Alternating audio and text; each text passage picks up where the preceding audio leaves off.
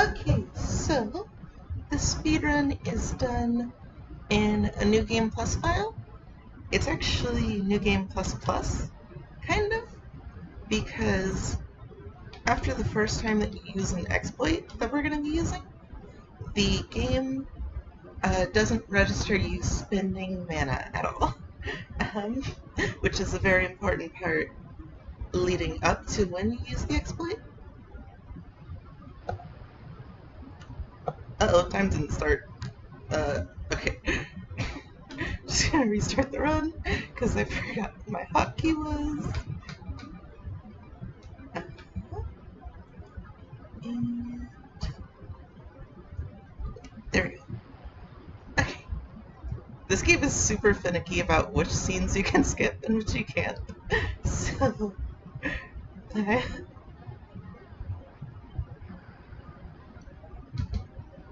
good. I got the good spell. This game has a magic system, which is normally only when you're pressing the shield button, you're able to activate spells. But with this character, which is an unlockable character, that you get after you do a bunch of runs and do a specific thing in those runs, you use magic for almost all of your basic attacks as well, which is why not spending mana is so important. And also, there's a combo system in this game, which has a lot of depth to it, but it's very finicky about when it wants to work. And there's one spell that you can use, which is the best in almost every situation. But in order to use it, you have to do forward twice and then the attack button. And the game really does not want to let you do that most of the time.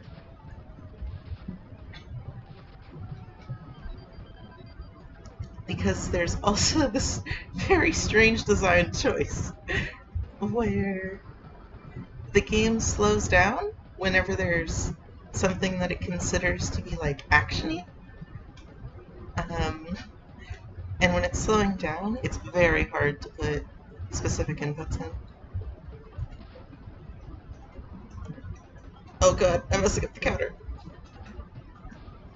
Oh god, I'm restarting. That was so bad. So that guy only takes damage if you counter him, or he only takes damage quickly if you counter him.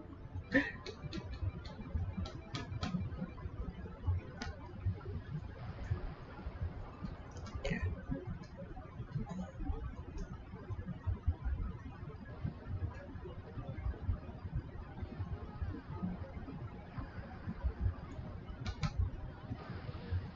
Oh, got unlucky there.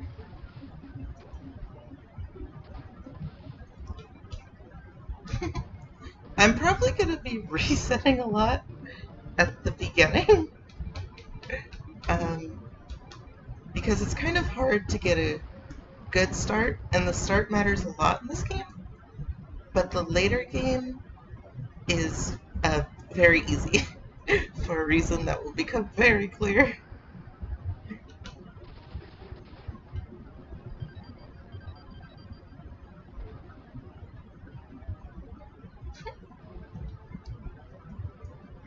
Yeah, so what happened with the ogre type monster that I reset on the first time was a counter system that's in the game. Pretty much everything in the game is balanced around this counter system, and it works like a lot like a parry in like a Souls-like game, where if you press it at exactly the correct time, it keeps the opponent in hit stun for a really long time, and you get an opportunity to like punish them for it. And some monsters take much more damage when they're in that hit stun. The ogre is one of them. So Basically, what this would be like in terms of another game would be if, in Dark Souls, the third enemy in the game only took damage if you parried them.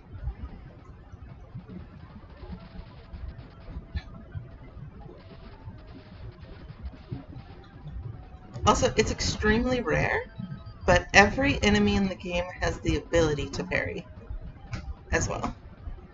And if someone parries you when you're in the main mode, you instantly lose because you do so much damage that you knock yourself out in one blow. There we go, got it this time.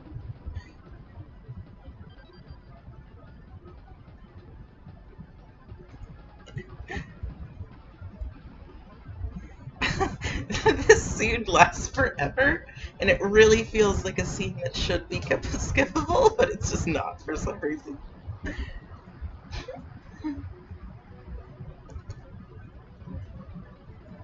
Also, you're about to see another reason why the first of two main exploits I'll be using is very important. This guy has an attack that lasts for like 8 frames or whatever. It lasts forever, and it one-shots you if it hits you at all. But you just have to wait him out for 30 seconds. And normally, you don't have enough mana to survive for 30 seconds unless you pick up these blue hearts. And it can be pretty finicky. So, it's good to use Ito with his infinite mana because he can just shield forever.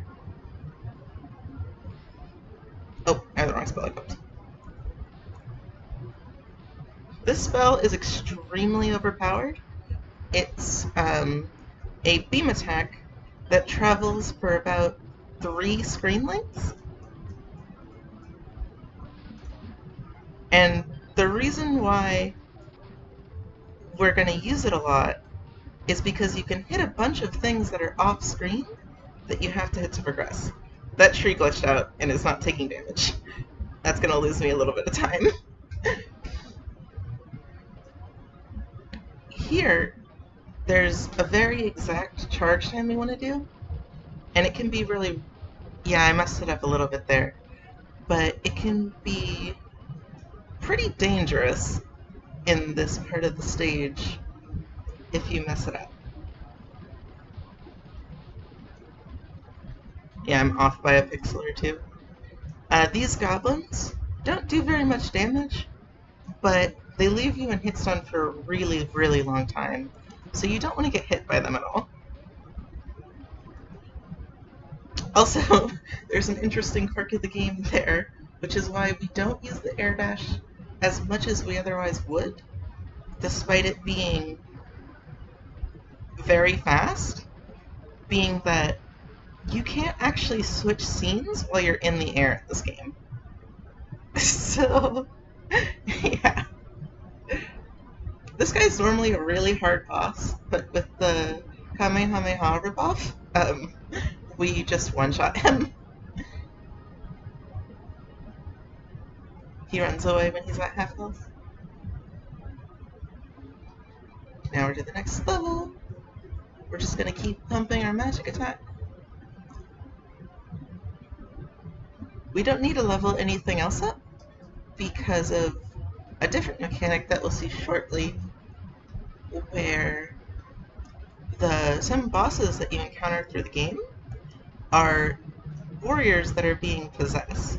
And when you kill them, they give you their souls as a reward for freeing them from the curse.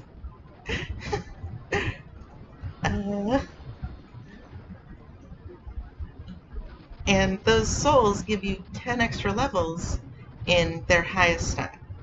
The first one, which is very nice that it comes... I'm getting very unlucky on this level. There's luck-dependent slowdown with... It's really bad with goblin tanks, which is what these enemies are. And if you don't get it the right way... Okay, there... finally got it at the end, um, then you'll end up taking a lot of extra damage because there's too many goblin tanks on the screen.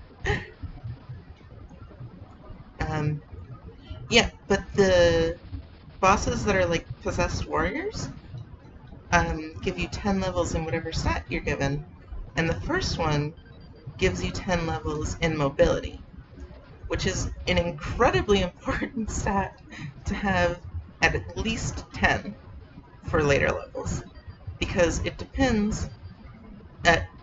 Depends. It decides how fast you're able to charge your hypermeter and how fast you move when you aren't dashing. And both of those are really important later, because hyper mode gives you double all of your stats and gives you extra speed and stuff. And just being able to move faster is also obviously nice in a speedrun. It doesn't matter so much in these early levels. There's a lot of like on-rails stuff, as you can see.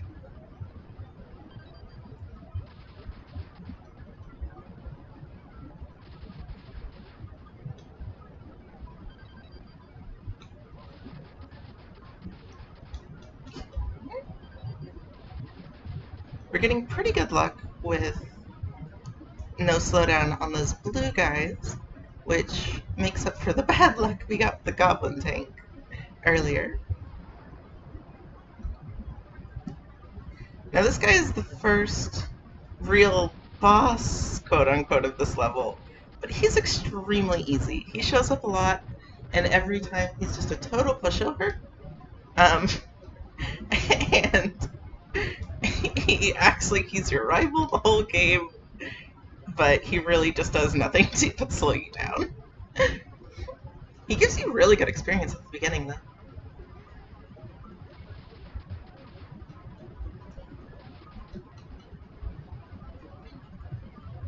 Okay, here we have more of the little goblins here, and they're really annoying on this level, because as you can see probably, my main attack is randomly generated.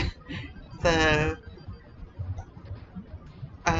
fireballs that come off it are random, and since these enemies are so small, it can do really weird things with hitting them or not. So here comes the first real boss of this level. He's a possessed warrior. He's like a ninja type.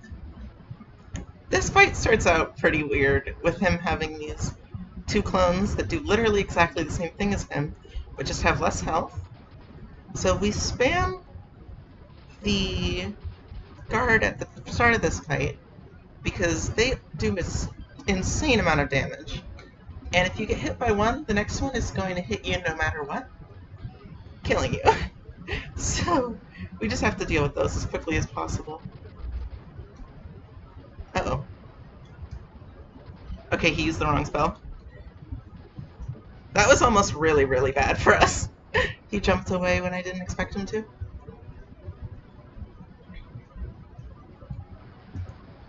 As long as we can make it to the end of this level without dying, which is not something you normally say in a speedrun. As long as we make it to the end of this level without dying, we should be a high enough level to easily finish the rest of the game pretty quickly. Oh, that was unlucky. Normally that guy starts firing before the second wave of takes shows up, so you can reflect and kill him.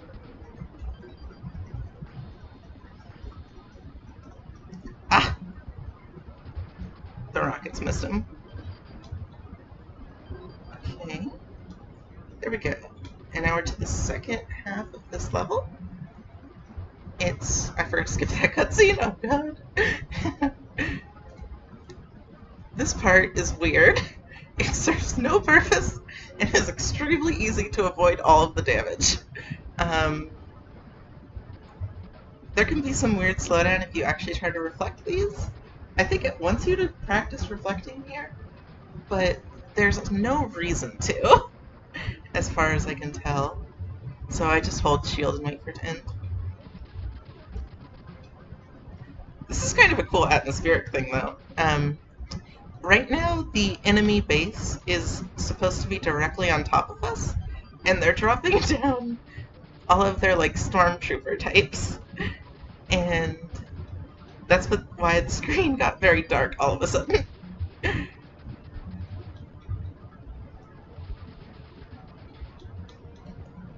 You don't actually have to kill them, as far as I can tell. But they do give you a little bit of experience, so it's good to kill. Oh, and there's some rocks that drop at the end of that, which will leave you at half HP if they hit you, so you really don't want to get hit by that. In the normal run, when you're playing as one of the main characters, you want to reflect these to get a little bit of extra damage, but we can one-cycle it whether or not we get these, so I'm just going to shield and wait for them to end, because reflecting can cause slowdown.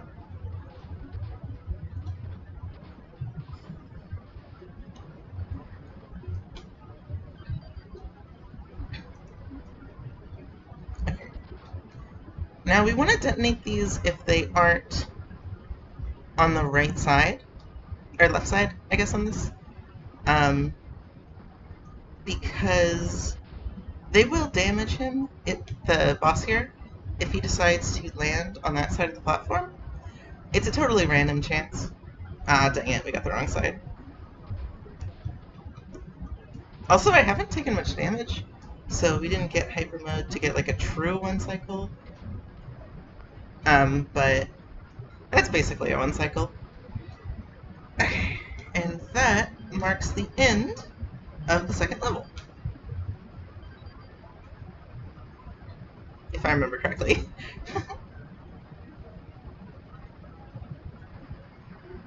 Yes, accidentally paused.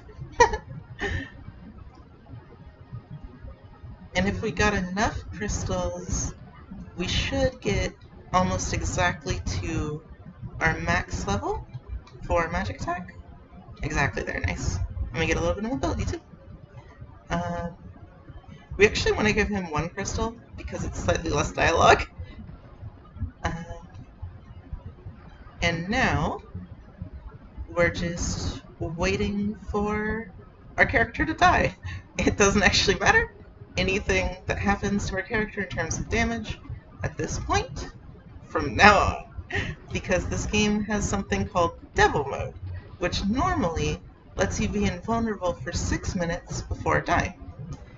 But there's a little bit of an intentional seeming exploit with that, where if you use the, like if you just mash every button at once, then you get it forever. And it makes the game extremely easy because you don't use mana and you don't take damage. Okay, there we go. So that's our death. We're gonna sell our soul to this extremely threatening figure. And I just need to hit all the buttons and hope. Okay, good, I mashed enough. So now we're in devil mode. And we're just gonna, like, hop around and take intentional damage for the rest of the game. Because when you take damage, you build hyper mode, which I talked about a little bit before, gives you double stats. And you get it faster when you take damage. Oh, that was a mistake. Nice. I got the quick thing there. There's a little bit of a puzzle here where you want to push this onto that switch there. It can be a little bit slow if you mess up a little bit in that and blow up the cart that you're supposed to push. but we avoided doing that. And Dylan is back! And we're just gonna do the same thing. Just gonna hold down the basic attack button and annihilate him, because he is weaker than most basic enemies.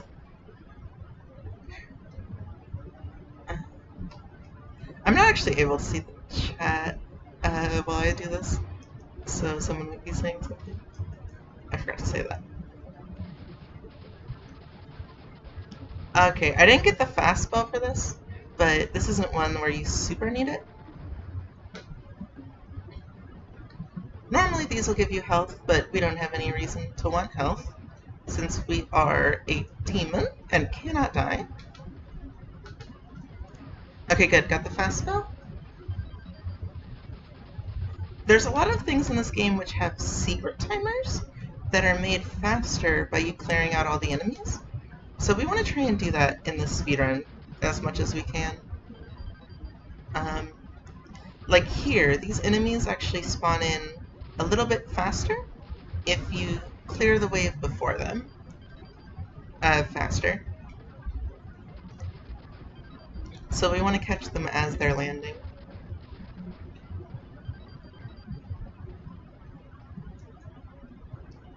And now, we have our next boss. It's the guys from before, except now they actually take damage properly.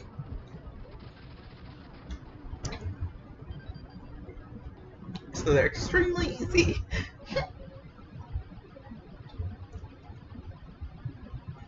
There's a lot of really cool graphical stuff that this game has that you wouldn't expect from a Game Boy Advance game.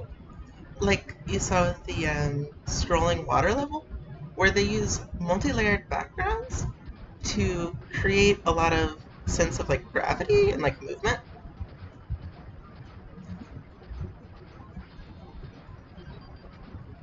There's a lot of really cool design choices in this game that other games don't use, and a lot of very questionable design choices that it makes sense why other games don't use.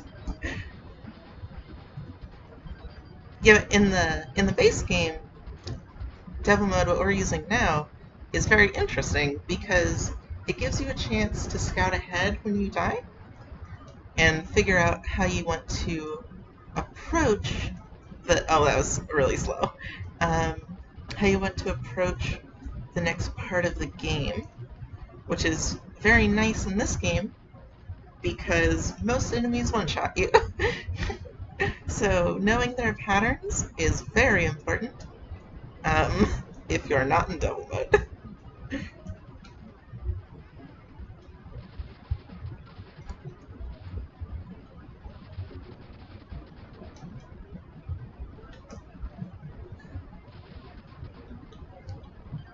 That guy hitting us there wasn't intentional, but it actually gave us slightly better positioning, which is always nice.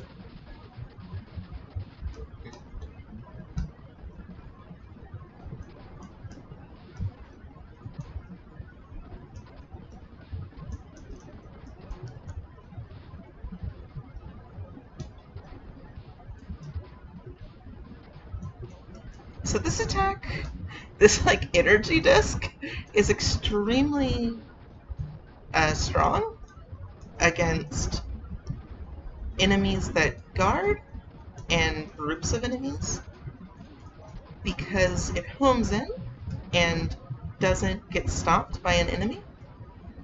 It's part of a system in this game based on like homing attacks that is very useful.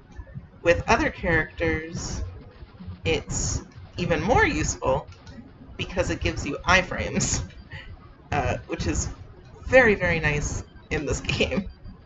Like, even nicer than most games. Oh, yeah, the possessed warriors, when you're fighting them, summon their friends that you've already killed and taken their souls when you fight them. Which is pretty macabre. They're trying to like test you and see if it's worth killing themselves, to give you power to kill the entity that possessed them. I'm not saying anything specific about it, because we don't know what it is yet, and it's a bit of a spoiler.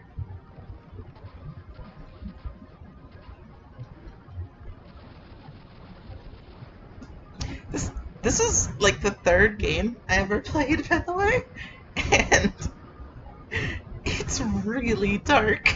It's not a game that a kid should play, probably. I accidentally used the wrong spell. I'm gonna go to Hyper Mode. Hyper Mode also gives you super armor when you activate it. The spell I used there I haven't actually used yet this game. It's, oh no, I used it once on the boss we one cycled. It's the down attack, and it's extremely effective against bosses with really big hitboxes.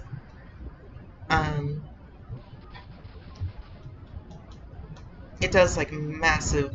Oh, he blocked it! I've never seen him do that before.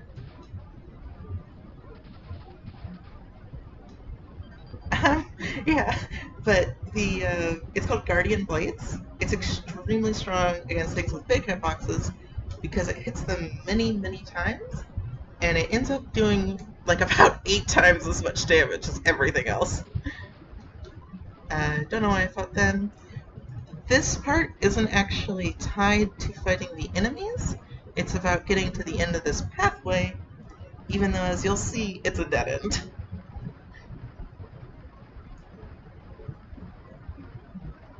The fortress just breaks apart once you get to the end of the pathway. There's a lot of bosses in this level. This guy's really annoying because you can basically only attack when you're in the air in this level, and these platforms will block your attacks.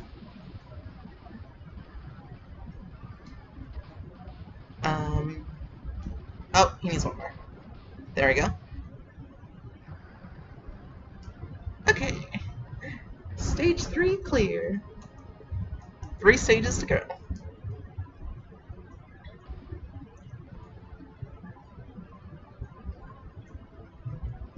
So this is why we waited so long to get total invulnerability to all damage. As you might have seen there, we didn't have any experience points. And that's because you don't earn any when you're using Devil Mode. Because the game doesn't expect you to finish a level in the time that you're given. Oh, that's the character we're playing as. He doesn't actually fight you, he's just... he ran away in the first game, so he didn't get possessed. This game is actually a sequel, though you probably wouldn't know it from anything in the game.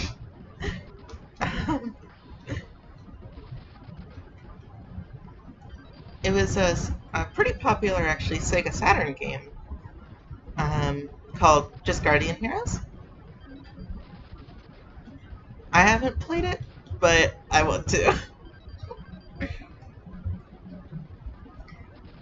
For all this game's weird quirks and glitches, I do love it a lot, even though it might just be nostalgia.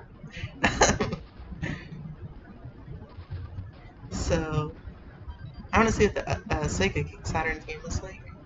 People say that the slowdown in that game was a lot worse, though.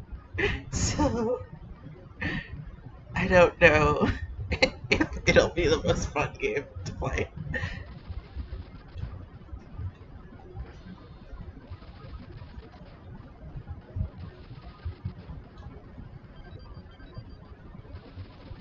These gargoyles are incredibly dangerous if you're not in Devil Mode. For some reason, no matter how much HP you have, the drop attack that they do one-shots you every time. A lot of things in this game are based on percentage health instead of actual damage. It's pretty much only things that are lightning aligned. So the special beam attack that sticks around for a while that we use a lot, and that one. The one that we shoot when we're in midair. Both do health based on percentages and your magic set. So they're very, very effective against stronger enemies, but not as effective against weaker enemies. And the enemy attacks also use that mechanic. So there's some enemies later that are also lightning aligned. And if you're in normal mode, they do like an eighth of the damage of... I keep saying 8 a lot, and I don't know why. It's not actually an eighth. They do a tiny fraction of the damage of the enemies that come before them. Because they do damage based on your percentage health. So if you're doing a glass cannon-y type build, which obviously you want to do in a speedrun, you take almost no damage from them compared to every other enemy in the game. And they're mostly in like the second to last level. So it's pretty anticlimactic when you fight them. There's this one enemy that's really interesting. It's a purple version of those gargoyles we just bought. We want to get behind this guy. For some reason, he takes more damage if you're behind him. Don't know why, he just does. But, the purple gargoyles have almost exactly the same moveset as those normal gargoyles, but they also have an extremely powerful projectile attack. But all of their attacks are lightning aligned, except the projectile attack. So their basic attacks, which normally with the gray gargoyles are really, really strong to the point where you find them in the game, are very weak for the point that you find the purple gargoyles. But this tiny red, easy to miss attack that they do will one-shot you. Oh, they do the fireball too. I never actually saw one do it. I guess this level's cramped, so they don't really do it as much.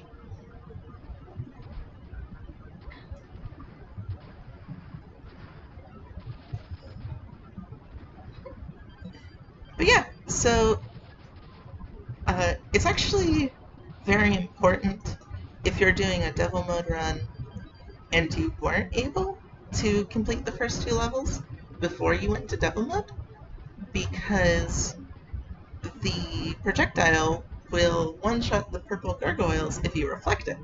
So you want to try and stay away from them to force them to use it. Okay, this boss is actually 2 bosses. It's not very obvious normally, but if you have maximum magic damage and you're using the spell that's completely broken against big enemies, you can see that it's 2 separate stages. Okay, so these crystals divide when you kill them. It says they don't actually divide. They respawn at the highest health crystal that's still alive. So what you want to do is get all of the crystals to low HP. So I'm using the weaker attack, even though the stronger attack would kill them faster, because I want to make sure that they're all low before I kill them. Ah! Oh no, I messed that up. I thought this guy was lower.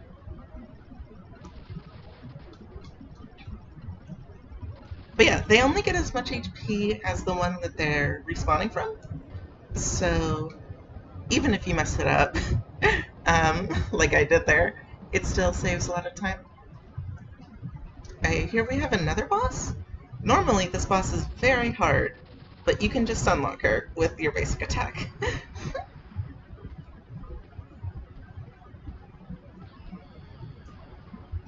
Okay, so if Han, that's the guy with the big sword, if he's nice here... Okay, yes, he did not interrupt us, so we got a very, very fast... I forget what her name is. I think it's Ceres, for some reason, but I don't remember exactly. It's definitely a C name. And there's stage 4, which is my favorite stage.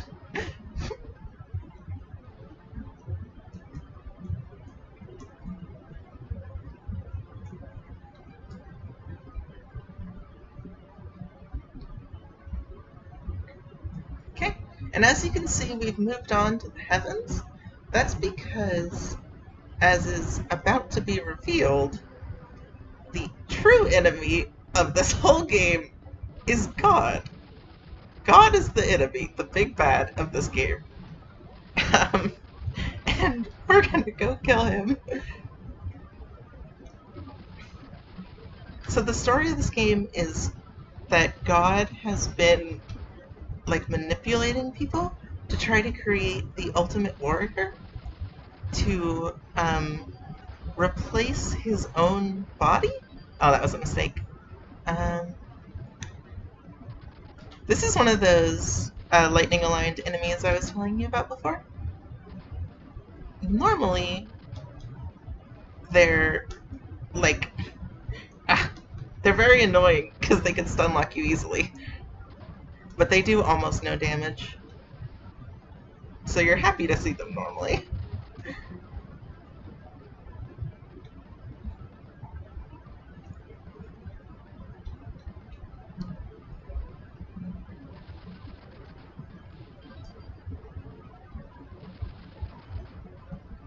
For some reason, those goblins die when you break their spawners.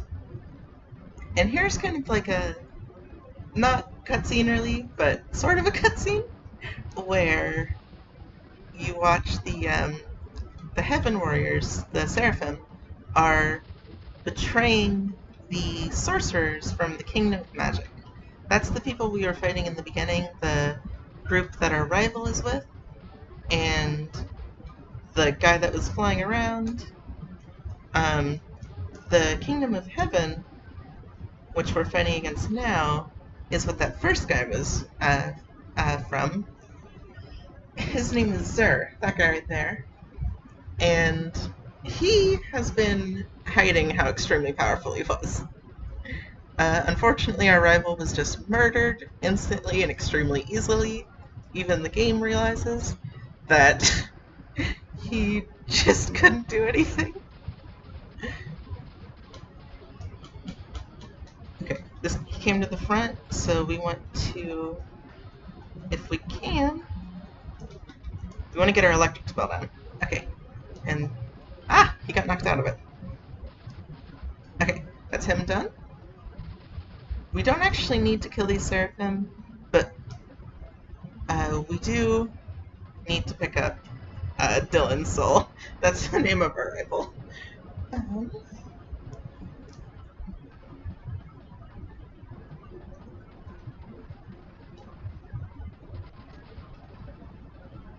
These enemies are very weak to lightning damage, but very resistant to fire damage. So we want to use our aerial attack against them. The timer on the top of their head is counting down to when they use self-destruct, like from Pokemon. And this part of the game is very nerve-wracking if you're not in devil mode, because those explosions usually insta-kill you, and this platform is so small that if two go off at the same time, then you're going to die. I got stuck in the top of the skybox there for a second, so that wasted some time.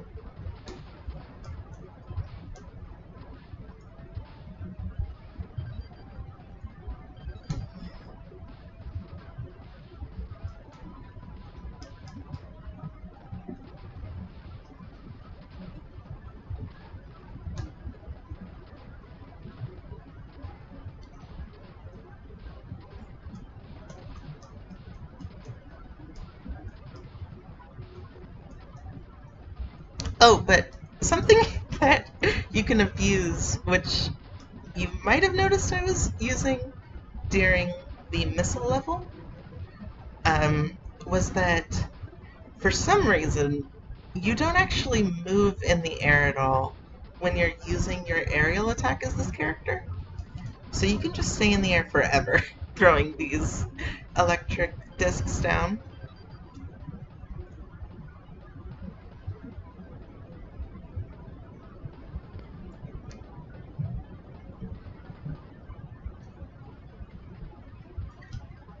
Okay, this part is really finicky. Um, you need to jump from wall to wall using this homing jump system that's in the game. And if you mess one up, you fall all the way to the bottom. So I just have to hold the right angles and hope. You don't normally fall for like little mistakes. Okay, we got it in one. That's good. These are the purple gargoyles that I was referring to earlier.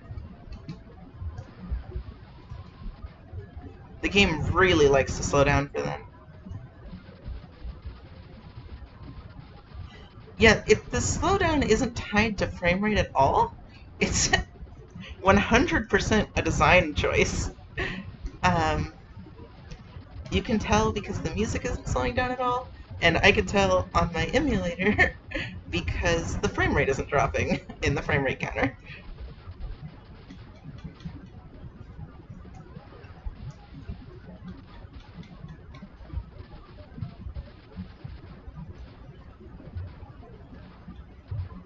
I actually am not sure if Ito is the best character to do the speedrun with, because he causes more slowdown than any character. Using magic almost always causes at least a little bit of slowdown. But his damage output is so much higher than every other character that I think it's probably still right. The person that I couldn't remember the name of before, who I'm going to keep calling Ceres, she has the next closest damage output, and pretty good iframes as well. She was the other one I was thinking about using.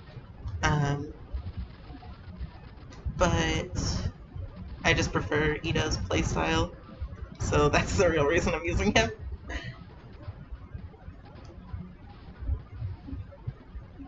You have to knock all those guys out before this cutscene will trigger. And your power, mostly just your mobility for some reason, gets sucked up into these crystals. And we want to break all these crystals as quickly as possible, because once we do that, a boss will appear, and once we kill that boss, we don't actually have to kill any of these seraphim.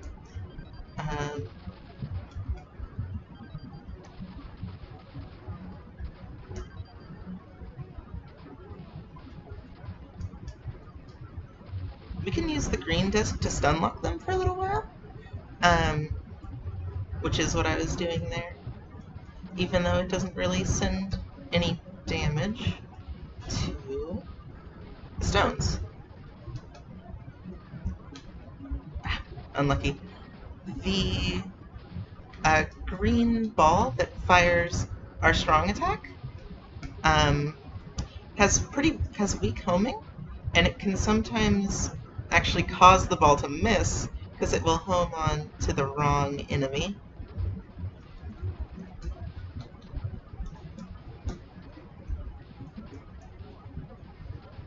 This is one of the longer fights in the game because all the ads keep the homing ball from being very useful. So the summoning circle is activated, and we've been summoned into the real kingdom of heaven.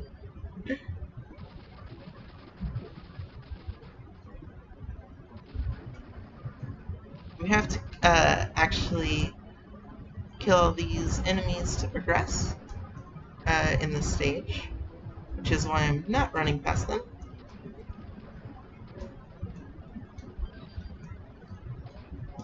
The green disc one-shots the platform thingies when they're on the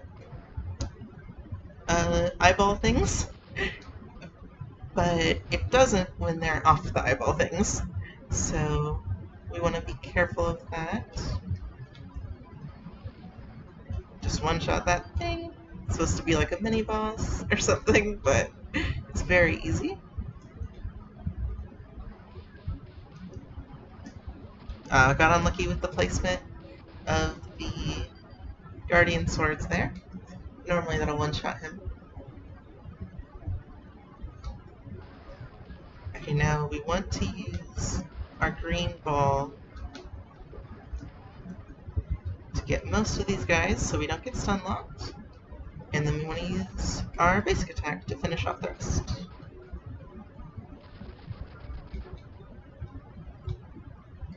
And we get to move on to the next part of the stage.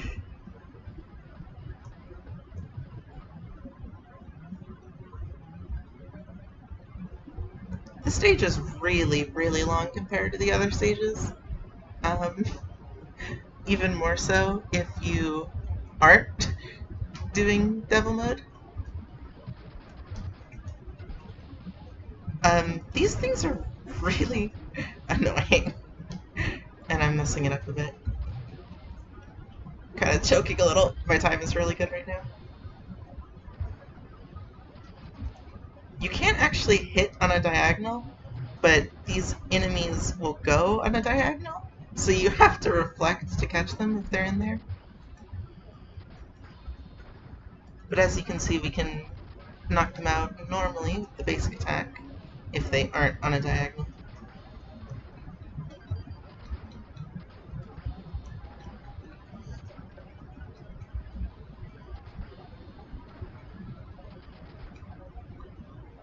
Okay, so last wave of that. And killing these doesn't actually make it go any faster, so I'm just gonna try to jump over them and fail and then latch back onto the platform. They don't do any damage in normal mode either. It's kind of a weird bit. So these Seraphim, if you knock them off the platform, they just stop existing, except for the last one. The last one you actually have to kill. And he'll teleport back to the platform if you kill him. Or if you knock him off.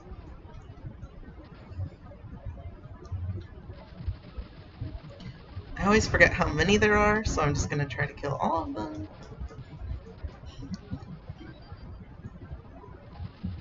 He should be the last one. No?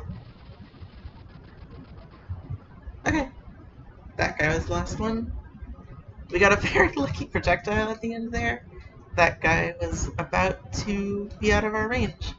And we got one max range projectile.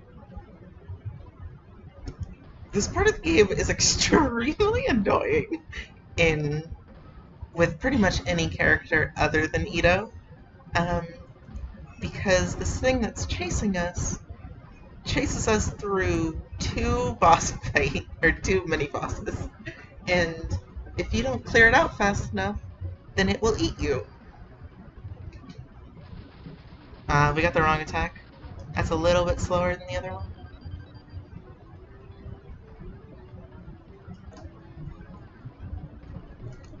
Okay, we have to get the good attack on this guy. We didn't. It's fine.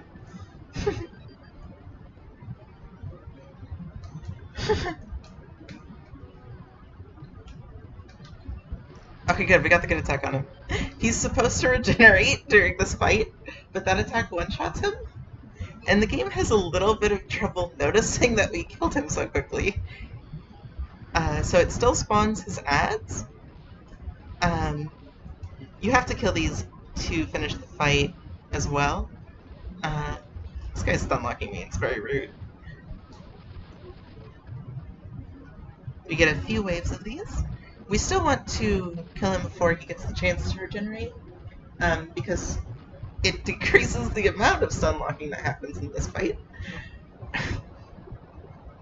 Normally this fight is extremely obnoxious. And as you'll see here, he also has double mode. Um, and now we can't damage him, and he can't damage us. We just have to wait out this scene. I haven't been able to figure out if damaging him makes it any longer or shorter, so I'm just gonna wait it out. It'd probably be good to build hyper mode too.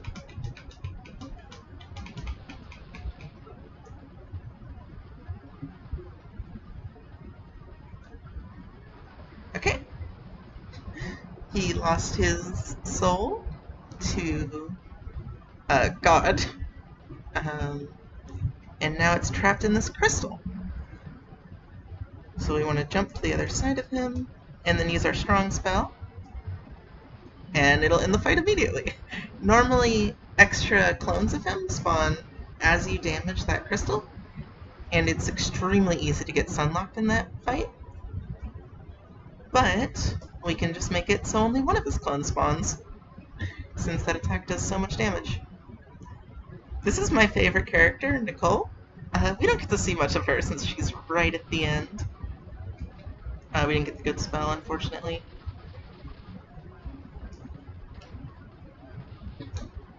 She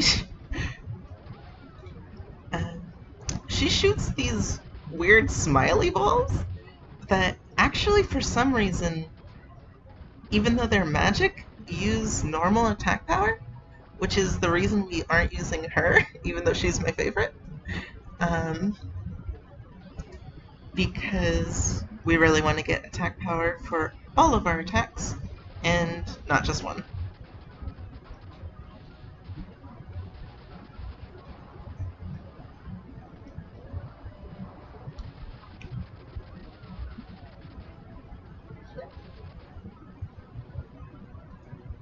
Okay. And now we'll steal her soul. Because she thinks we're going to kill God, but in actuality, we sold our soul to him at the beginning of the game, so he's just gonna kill us. And we move on to the final stage.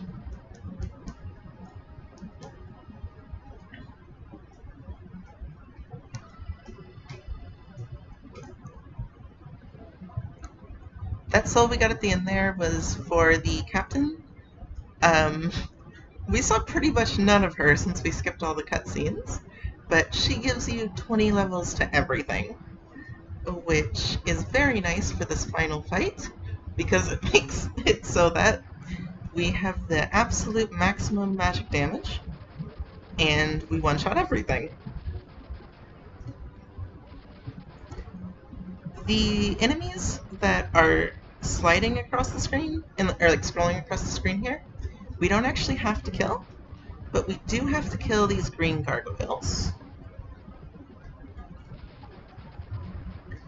As a rule of thumb in this game, anything that continuously moves from the screen doesn't actually need to be killed, and anything that stays on the screen does.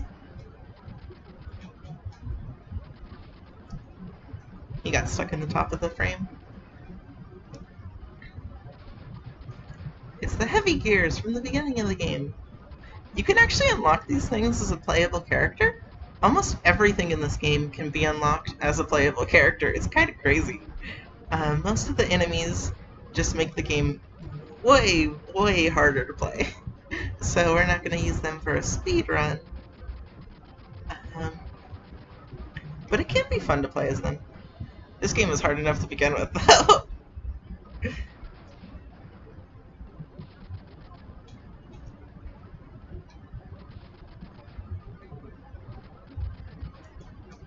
Speaking of how hard this game is, there's a super hard mode for this game where practically everything one-shots you and everything has extra HP. It's so hard that it's considered a secret that if you beat the game on super hard mode, you get a different title screen. I haven't done that on my emulator save file, but after, like, literal years of trying. When I first played this game, I was able to finally get it. With Ito, of course, since he's the most overpowered character.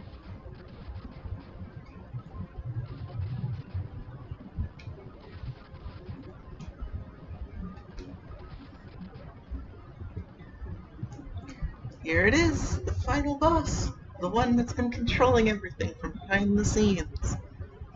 Literally God. I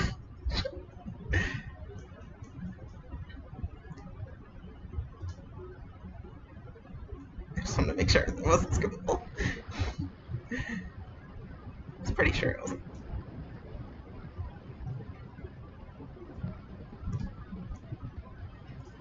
So this guy is monstrously difficult normally, but luckily we have an incredibly overpowered spell to deal with it with.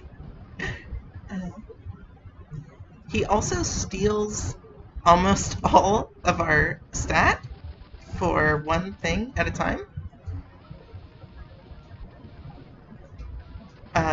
First, he takes your mobile power, so it makes it basically just that you get hyper mode more slowly, which is very annoying because one of these phases you will just get insta-killed if you don't have hyper mode in the normal game.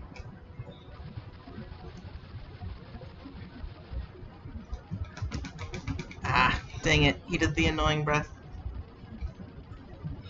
Nothing we can do about this but wait.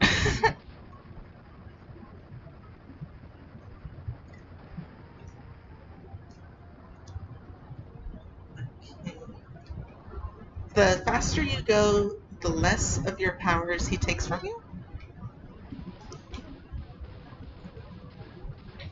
When you're playing as not Ito, he normally gets to your attack and magic attack stats before you kill him, which makes this fight way harder and longer.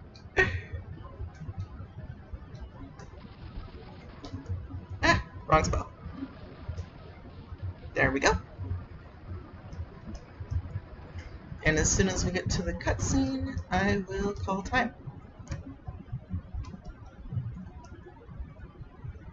Whew, I did it!